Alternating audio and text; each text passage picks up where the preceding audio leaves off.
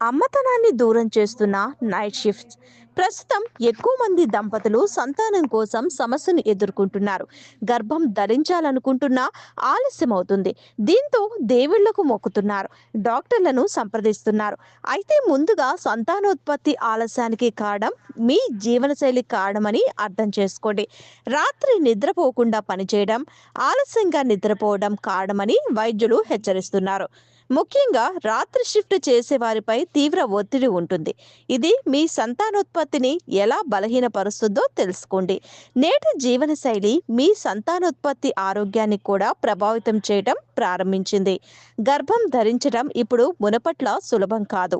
వైద్యుల అభిప్రాయం ప్రకారం సంతానోత్పత్తి తగ్గడానికి అనేక కారణాలనేది ఉండవచ్చు.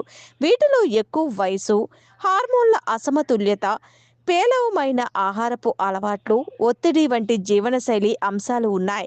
రాత్రి పనిచేయటం వలన శరీరం సిర్కాడియన్ లయకు అంతరాయం కలుగుతుంది. ఇది హార్మోన్ల సమతుల్యతను, ఋతుచక్రాలను ప్రభావితం చేస్తుంది. రాత్రి పనిచేసే 35 సంవత్సరాల కంటే తక్కువ వయసు ఉన్న మహిళలకు సంతానోత్పత్తి చికిత్స అవసరమని ఆస్ట్రేలియన్ అధ్యయనం కనుగొంది. రాత్రి పనిచేయటం వలన నిద్ర విధానంలో మార్పులు, హార్మోన్ల అసమతుల్యత, గర్భస్రావం, అకాల జనన ప్రమాదాన్ని పెంచుతున్నాయని వెల్లడించింది.